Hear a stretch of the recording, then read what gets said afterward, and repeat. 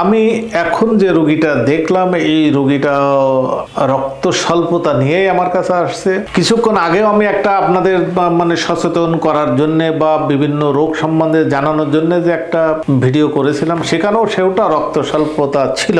তাহলে রক্ত স্বল্পতা নিয়ে আমি কেন দুইবার বলতে আসছি এখানে, সেটা অ্যাকচুয়ালি একটু জানার দরকার। আগের রক্ত স্বল্পতা ছিল, আগের যে রোগীটা আর কি, সেটা একদম হঠাৎ 3 থেকে 4 দিনের মধ্যে ডেভেলপ করছিল তাকে। কিন্তু এখন যে রক্ত স্বল্পতা নিয়ে আমি আপনাদের সামনে উপস্থাপন করছি, সেটা অ্যাকচুয়ালি অনেক লম্বা সময়, 3 থেকে 6 মাস ধরে তার গায়ে রক্ত কম, এবং কখনো কখনো আমার কাছে আসছে আজকে, কিন্তু এর মধ্যে সে একসময় ব্লাডও দিয়েছে, সে বলল। তো তাহলে এখন এটা কোন ধরনের রক্ত স্বল্পতা সেটা বুঝতে গেলে আমাদেরকে রোগীদের সাথে অনেকগুলো কথা বলে তাদেরকে যে হিস্ট্রি যেটা, তাদের যে লক্ষণ যেটা, সেই লক্ষণগুলো আমাদেরকে দেখে সেই হিসাবে তাকে যদি আমরা কিছু ডায়াগনোসিস দেয় তাহলে হয়তো কিছু ধরা পড়বে। তো আজকে এটা আসছে আমার কাছে সেকেন্ড টাইম। আমি আগের দিন তাকে পরীক্ষা দিয়েছিলাম, সেদিনই সে বলেছিল যে আমার জিহ্বা বা মুখের যে কর্নারগুলো, এই কর্নারগুলোতে তার হচ্ছে আলসারেশন হয়ে গেছে বা মুখে ঘা হয়েছে, যেটা আমরা সহজ বাংলায় বলি যে মুখে ঘা হয়েছে। তো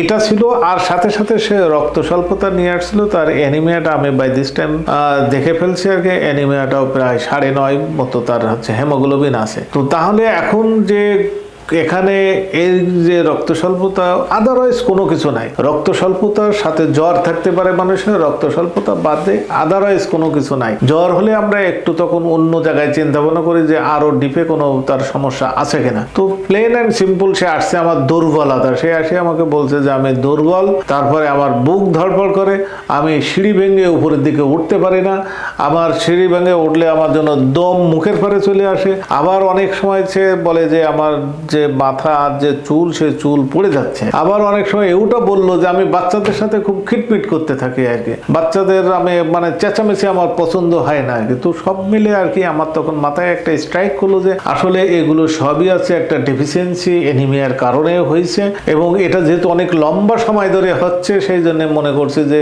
এইটা আরো একটু বেশি আমার কাছে এস্টাবলিশড হলো।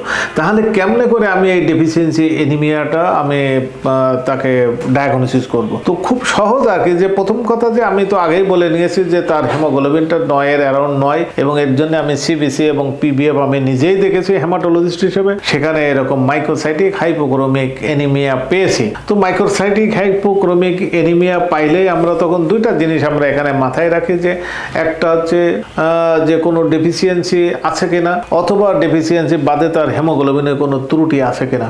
সময় আমরা যে শুনি না যে অমুক থ্যালাসেমিয়া রোগে ভুগতেছে, তো থ্যালাসেমিয়া রোগীদেরও ক্ষেত্রেও এরকম, বিশেষ করে স্পেসিফিক্যালি যেগুলো খুব ক্যারিয়ার স্টেট, থ্যালাসেমিয়ার অনেক ধরনের জাত আছে, সেই জাতের মধ্যে যেগুলো খুব ভয়ঙ্কর না বা এগুলোকে বলা যায় যে কোনো ধরনের ক্ষতির কারণও নাই, এরকম কিছু থ্যালাসেমিয়া আছে যাকে আমরা ক্যারিয়ার স্টেট বলি বা ট্রেড বলে থাকি আর কি, সেরকম। তো এই যে আয়রন ডেফিসিয়েন্সি অ্যানিমিয়া আমি সিবিসি দেখার ফলে বললাম আগে, এটার সাথে এটাকে কিছুটা মিল আছে। এই জন্য এখানে আমরা যে টেস্টটা দিব আর কি, সেই টেস্টে আপনাকে দুইটা টেস্ট আমাদের মনে রাখতে হবে। যে ডেফিসিয়েন্সির জন্য আমি সেরাম আয়রন প্রোফাইল, যার মধ্যে সেরাম আয়রন আছে, সেরাম ফেরিটিন আছে, TIBC আছে বা টোটাল আয়রন বাইন্ডিং ক্যাপাসিটি।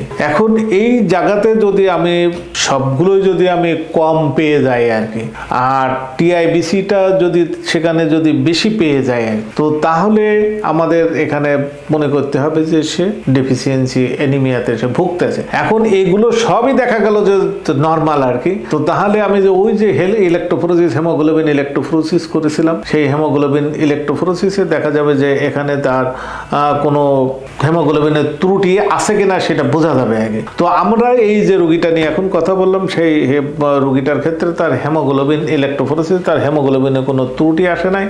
তার ক্ষেত্রে হচ্ছে তার দেখা গেল যে আয়রন অনেক কম আসছে, এবং বিশেষ করে তার স্টোর ডেপ্লিটেড হয়েছে, প্রায় স্টোর নিয়ার টু 0, 3.4 তার আছে স্টোর আয়রন, বিশেষ করে ফেরিটিন আসছে। তো তাহলে আমার মোটামুটি এখন ডায়াগনোসিস কনফার্ম হলো যে সে তার জিহ্বায় ঘা মতো নিয়ে আসছিল, এবং তার আরও কিছু সিমটমের কথা বলছিলাম যে তাকে উপরের দিকে উঠতে পারে না, মাথার চুল পড়ে, মেজাজ কেটে, এবং সাথে সাথে তার রিপোর্ট দিয়ে আমরা দেখলাম যে তার রিপোর্টেও এরকম আয়রন ডেফিসিয়েন্সি, অ্যানিমিয়া এবং ফেরিটিন কম আছে। সব মিলে আমাদের ডায়াগনোসিস যখন এস্টাবলিশড হয়ে গেল, আমরা এখন আমি এখনো চিকিৎসা আরম্ভ করিনি, হয়তো আজকেই তার চিকিৎসা দিয়ে দেবো। চিকিৎসাটা খুব সহজ এবং এটা হয়তো অনেক দূর থেকে রোগীরা তো দূর দূরান্ত থেকে আসে, বিশেষ করে হেমাটোলজি। ধরে নেন যে এটা ডাইরেক্ট আসার কোনো সুযোগ নাই, অনেকে রংপুর, দিনাজপুর, কেউ যশোর, খুলনা থেকে আসবে, তো তার তো একটা ভয় ছিল আর কি, যে ভয় আমার হঠাৎ করে কেন আমার হিমোগ্লোবিন কমে গেল। তো আসলে সব কিছুতে ভয় পাওয়ার দরকার নেই। প্রথম কথা যে একটা সচেতন হতে হবে, সচেতন হয়ে যত তাড়াতাড়ি তোমার রোগটা ধরে ফেলতে হবে। রোগটা ধরা হয়ে গেলে এটা সবগুলোর আজকাল যত ধরনের বড় ডিজিজ হোক, প্রায় সব কিছুরই আর কি চিকিৎসা আছে। তো একটাই আমার অনুরোধ, যে কোনো কিছু হলে, বিশেষ করে রক্ত স্বল্পতা জনিত অথবা রক্তের আধিক্যতা জনিত অথবা মনে করো যে কারো গলায় কোনো গুটি হয়েছে, সেইটা যেটাই হোক আর কি, আপনারা নিকটস্থ হেমাটোলজিস্টের সাথে যোগাযোগ করবেন। তাহলে অন্তত জটিলতা সৃষ্টি হওয়ার আগেই আমরা সেই রোগকে ভালো করতে পারবো। তো আমি আজকে যে ডেফিসিয়েন্সি অ্যানিমিয়া নিয়ে এই যে রোগীটার সম্বন্ধে আপনারা বললাম, এর থেকে যদি আপনারা হয়তো, আমি মনে করি যে খুব মনোযোগ সহকারে শুনলে কিছুটা হয়তো আপনারা উপকৃত হবেন, এবং সেই উপকৃত হওয়ার কারণে আমার এখানে আপনাদের সামনে মাঝে মাঝে কিছু বকর করা। আপনারা সবাই ভালো থাকুন, আপনারা সবাই সুস্থ থাকুন। দেখা হবে আরও আরেকটা সচেতনতামূলক প্রোগ্রামে আপনাদের সাথে। ধন্যবাদ সবাইকে।